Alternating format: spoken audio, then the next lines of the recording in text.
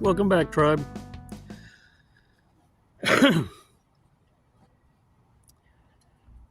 going to touch a little bit on how to play mind games with narcissists. Hold your horses, hold your horses. Don't get all too excited. And look, it's never a good idea. I'm just sharing it with you in case you find yourself in a work environment that gives you opportunities. You know what I'm saying? But I'm going to also say I'm going to recommendations you have an exit plan already in play. Because there's nothing more that pisses a narcissist off when you exact the mind game, that you leave them teeter-tottering on, do they know? Do they not know? Do they see through me? You know, kind of like, I know what you did last summer. Yeah, and they feel like they're caught. They're caught in the house of mirrors, kind of like Saul.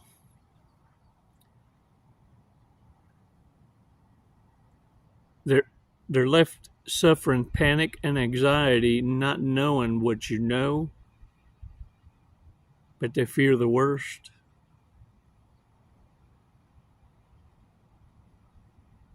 If you can do it a certain kind of way that I'm going to share it with you, you kind of remove you being a target and they fear being targeted. Oh, silly wabbit. Tricks is for kids. Let's do a breathing exercise first, though, so you don't lose your composure and you make good notes. There's a way to get these narcissists to start waffling. If you can get them to short circuit, they'll expose themselves to everyone around them without you lifting a finger. All you got to do is plant a seed of doubt, and they'll do the rest. Ooh, can't nobody destroy a narcissist more quickest, fastest, betterest than one that's Confucius and now finds himself in despair. Look, they're the easiest to manipulate. You just give them too much damn credit. Can I get a what? Now that I've breadcrumbed you a little, let's do this breathing exercise, because I'm fixing to share some intel with you. Stuff you won't hear on any other channel, because the only way to know about it is to be in it, to have survived it, to have lived it. A lot of these others just kind of hit the surface level, you know, what everybody knows. And it's just different voices, same information. It's like you feel you're getting nowhere. And you're getting nowhere just like the narcissist getting nowhere fast. And it always begs the question, now that I know what I know, what the hell am I supposed to do with it?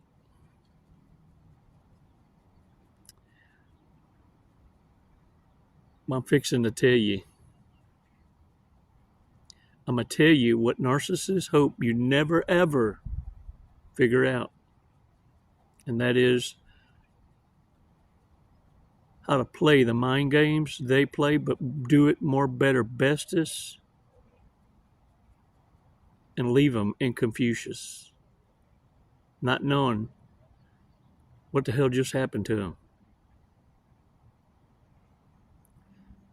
Let's do this. 5 seconds, 5 Mississippis.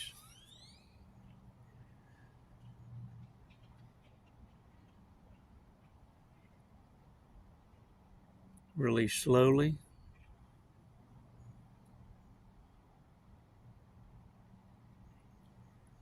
Shake it off. Shake it off. We all know, you've heard it in different channels, different people talking about narcissism and avoidance and all these other, whatever mental disorders you want to label it. These folks always, it seems like they can smell your success. They can smell your healing. They have a sixth sense about it. It's part of how they survive. They'll always flock in when you hit the top. They don't miss you. They don't love you. Okay. They do miss you, but they don't love you. But this is what they miss. They miss the perks. They miss the benefits that come with you. Oh, they know it too. Because when you go ghost, when you go silent, you disappear, you pull the Houdini, you strip them of those benefits and the ego death because you provided them self-regulation. And without that regulation coming from you, they no longer are walking tall, acting like a badass. They're deflated. Ooh, they look wore out. Because let me tell you, the community can also feel it.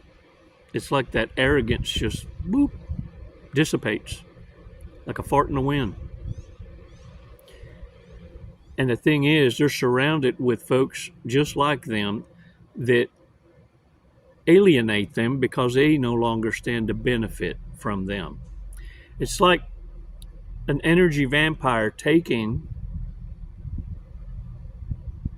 from your high frequency and sharing it with the harem closet and making it out like it's them that provides this energy. Does that make sense? And the thing is, they're pissed off now. Oh, they're very pissed because you're not codependent. In fact, your attachment style is and has evolved to no attachment. You see, that's what happens when you go to solitude. Silence is peace. Consistency is peace. And the quiet places is where at one point bothered you, but now you defend it because you grow that conscience. That voice is now in harmony with your actions. And it's why narcissists needed to provide so many distractions. Couldn't even let you sit down without bothering your peace. How dare you rest and not be of service to moi? Playing jokes, making pranks. Always trying to keep your mind second guessing yourself. To a point you go, well, before I sit down, let me think of what this person's going to do to interrupt me and bring it to them now.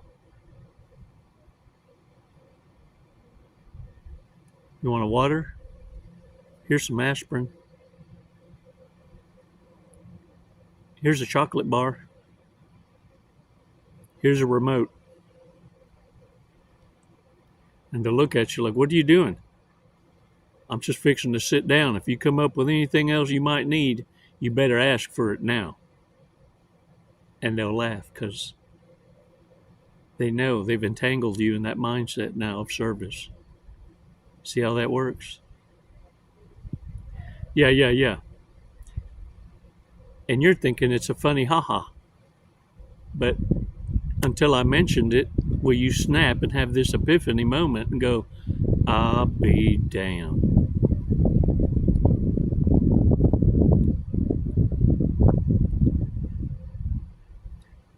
Yeah. Meanwhile, the narcissist, is laughing for a different reason. In their eyes, I got you trained.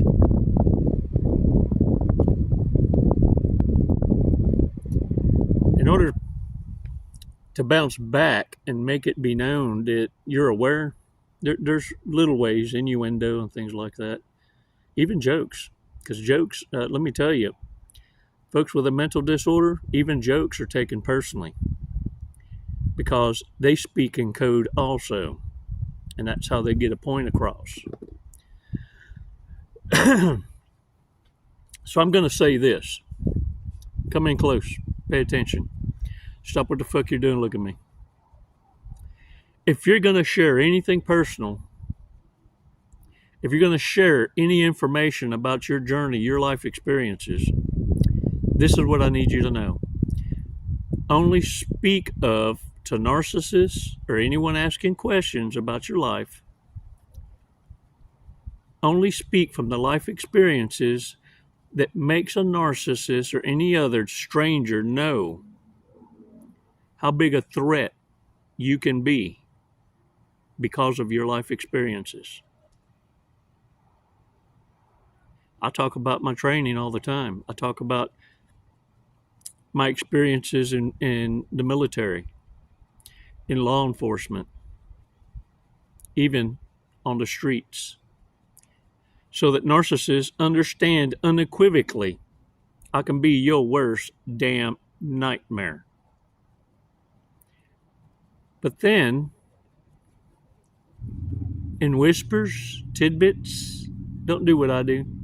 Like I said, the best thing to do is walk away once you share that kind of information and you have done your part already. Narcissists are looking to see if you're a soft target, if you're someone that can be threatened, made to fear their dominance. They don't want to be your equals. They want you to know they're above you.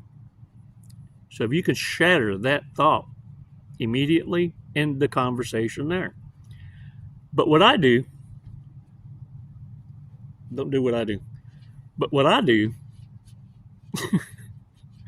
whoo, dang it, y'all. I share on purpose some vulnerabilities because, check this out, what I'm waiting for is folks with a mental disorder to reveal themselves by weaponizing it against me. And I'll stay silent long enough also to figure out who the enablers are. Those are going to be the ones that come, and because in their arrogance, they don't catch it, but they'll let out tidbits of information that you only shared with a ringleader. You know, the one speaking in secret of what it is you shared. Yeah. And you're able to figure out who the flying monkeys are, who the operators are. I do that on purpose so that I understand, eyes wide open, what I'm dealing with in a community or a coven.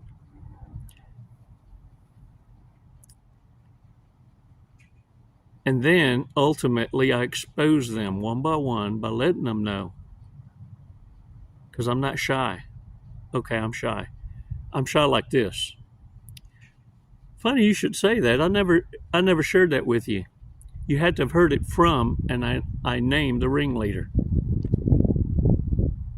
I might have to let them know you're a little snitch. Now, it works best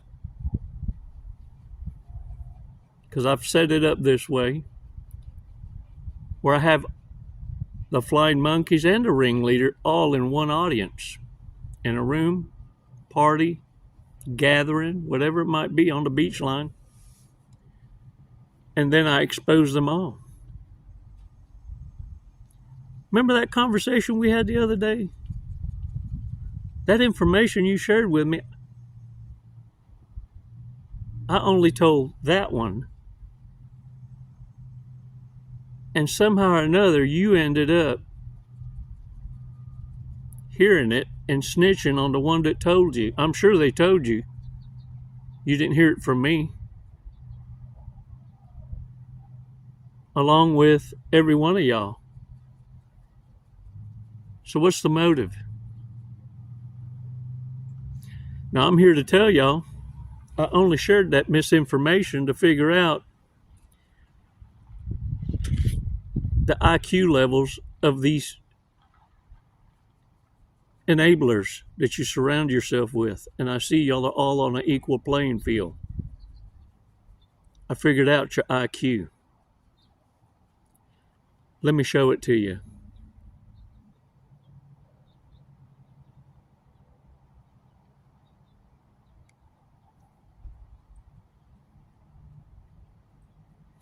Now, because the first thing I shared with the ringleader was my life experience that set a foundation of a badass.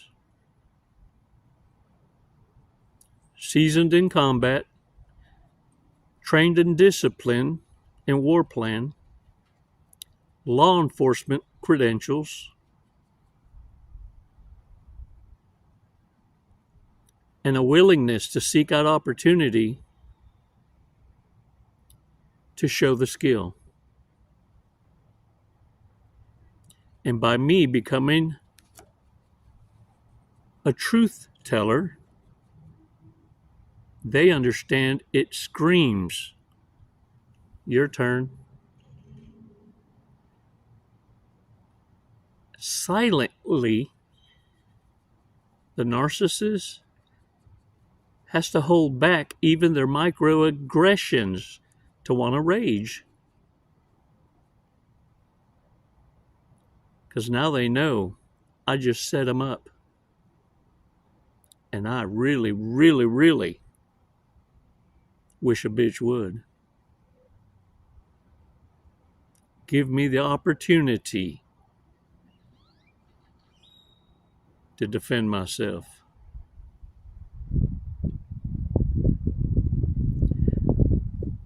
Whereas I'm going to share an article that Andrea sent, Andrea Bernstein. How can I play mind games with a narcissist? Excellent, excellent read. And I want to recommend to y'all to read the remarks. I sometimes get emails that girls do and they'll proofread them and everything because, believe it or not, we get some crazy ass emails and pictures. Let me tell you, narcissists they shoot their shot, if you feel me. They're the ones trying to tell you through content creation how you not I don't chase, I choose. Well, let me tell you, behind closed doors, they chasing. Aggressively. All right, y'all. I'm going to try and share this without laughing. And I may interject some Chico-isms every now and again, or some of my own thoughts as they come about. Before I do that, though, I wanted to give a special shout out to Anonymous for visiting my Chico Amazon wish list. The link is down below, but this shirt is one of those. Dory, look, this is one of my surf shirts. Isn't that cool? I appreciate it so much. And look, this is the other one. Yeah, buddy. Isn't that cool? Yeah, I needed some long sleeves for this winter. And I thank y'all so much. Oh man, the amount of support and love y'all just really come out and full force and been able to allow me to serve in this mission, spreading the truth, shortcuts, and remedies, solutions, not keeping you stuck in warfare, and being super selective in winning those battles. But understanding you're not here for the war. You already know the war's won.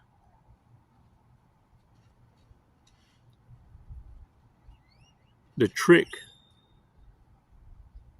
to win in even the smallest of the insignificant battles, the rage baiting, word vomit,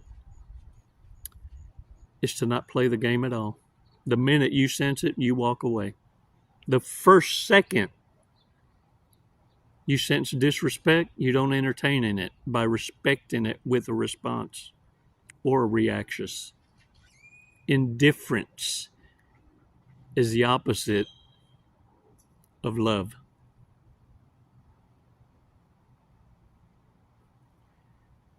Andrea answers a question. Number 1, don't take the bait.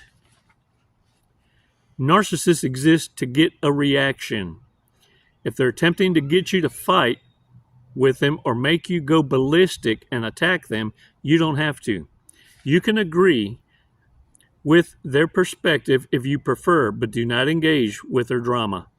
Your silence when they attempt to get you angry is a stronger than any retort.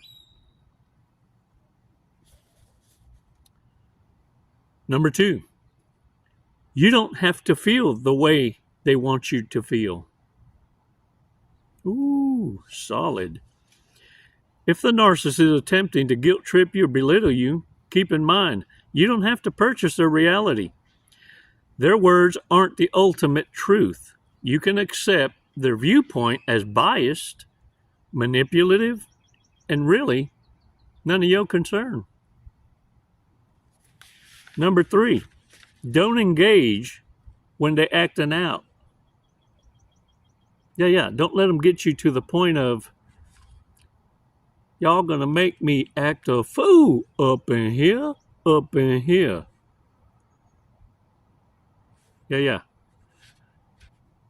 When the narcissist is in a rage, acting out, calling you, texting you, lecturing you, guilt tripping you, just don't respond. Only engage with them when they're respectful to you and respecting your boundaries. Other than that, ignore the tantrum. Your time and energy is better spent on something else, anything else. Be kind, even when they don't deserve it, especially if they got an audience. It may surprise a narcissist if rather than getting angry, you stay calm, even generous. If you can do this without getting drawn in negatively, being abnormally warm can baffle the hell out of them. Don't do it if it's empowering and safe for you. Oh, but only do it if it's empowering and safe for you. I say only do it in public. In private, it's not effective.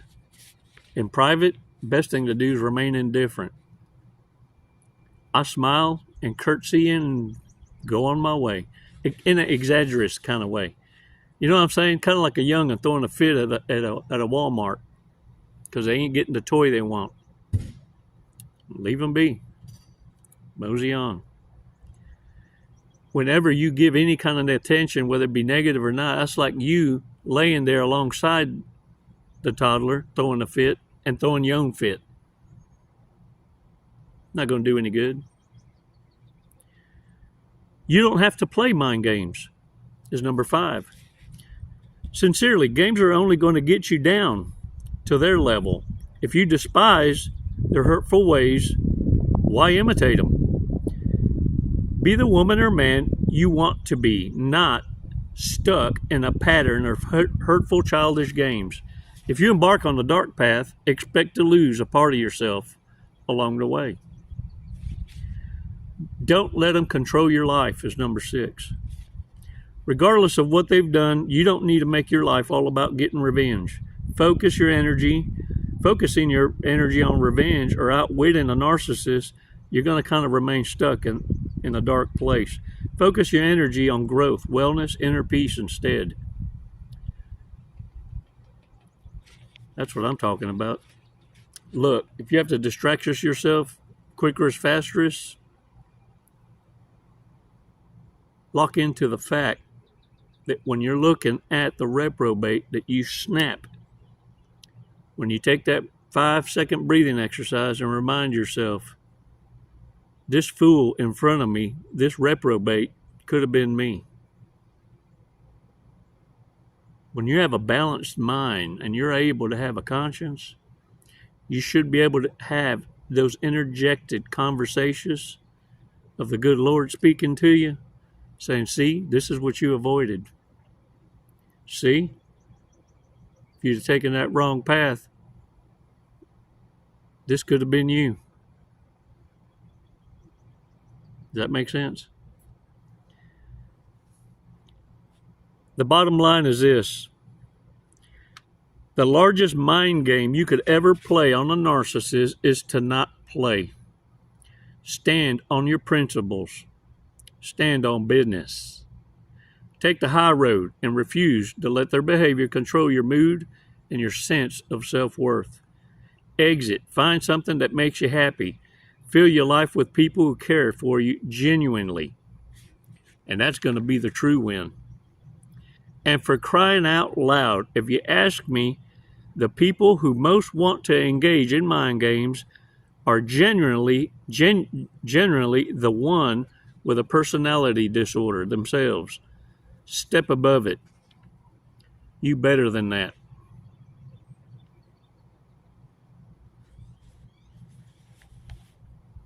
Narcissists feel they're the wind beneath your wings. They actually the shit on your shoe. Shake that shit off. Get back in your lane. If you're entertaining stupidity with a narcissist and get hoit, that should be your reminder, your cue. Uh-oh, I deviated. Thank you, Lord, for the reminder. Yeah, that's what happens when you ignore discernment. The good Lord sends a shapeshifter to remind you, to pull your head out your ass. Now you listening? Yeah. Warriors, narcissists are here on this planet for your entertainment.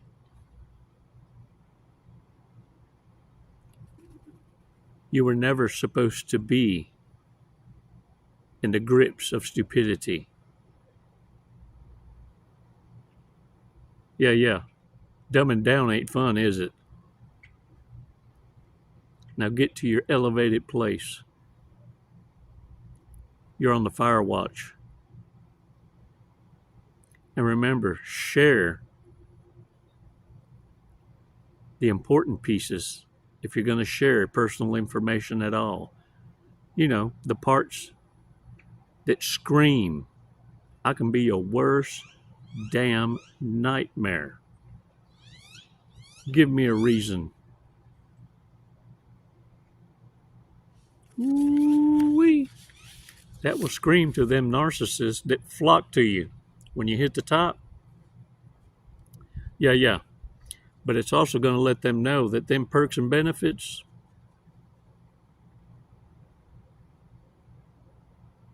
are no longer available to them. That when they played mind games, they played themselves. Warriors, let's check out today's Fortress cookie.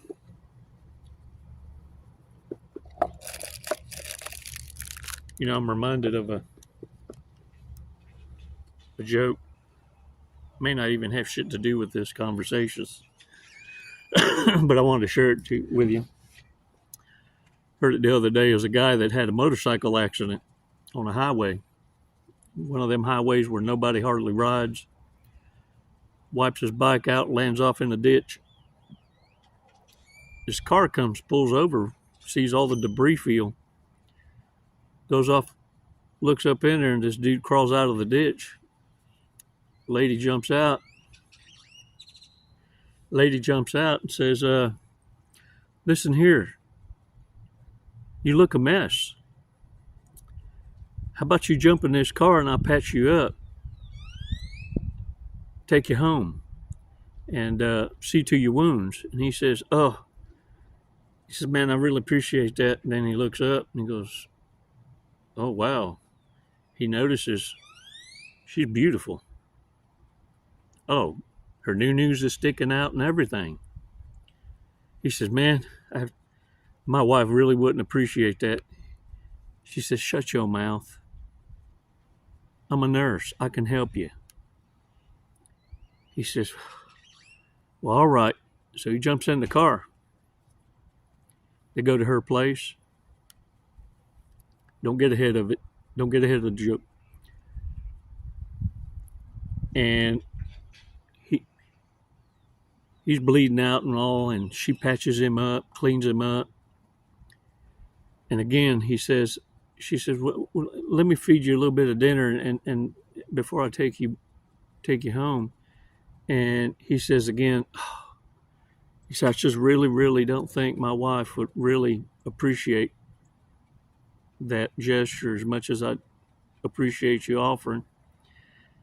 And she finally looks at him and says, oh, you're so loyal.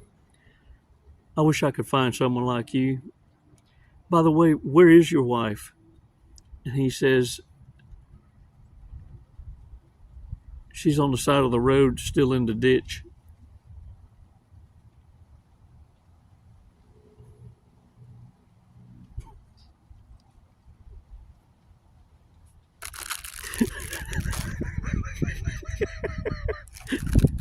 Look at me. Let's do the Dory together. Let's do the Dory. Squirrel, squirrel, squirrel.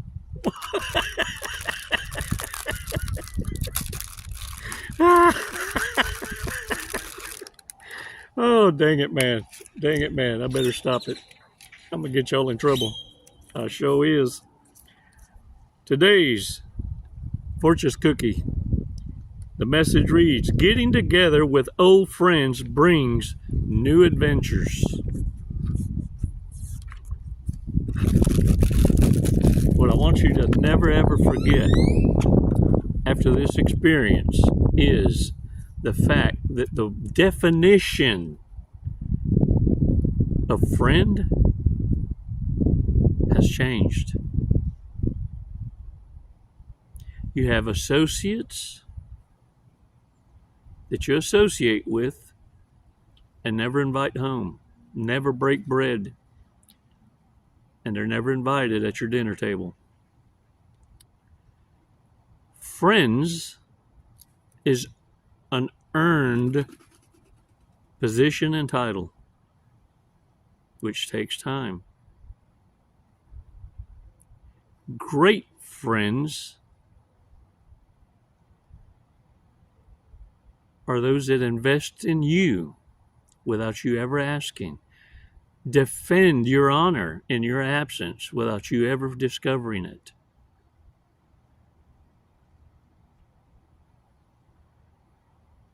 The ones it's hard to say goodbye, therefore you never say goodbye. You say until next time. The ones that take hours to leave after a visit.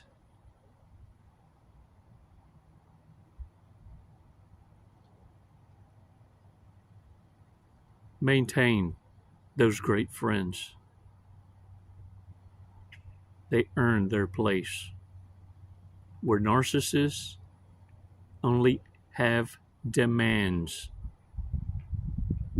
unearned.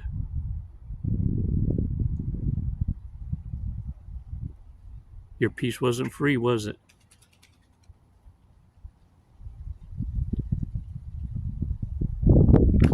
And you, brothers and sisters, I will never say goodbye. I reserve that for the narcissists who prove themselves worthy of my everlasting goodbye. To you, my father's tribe, it's always until next time. Because even when my body, this host, falls, we'll meet again. And until then, namaste.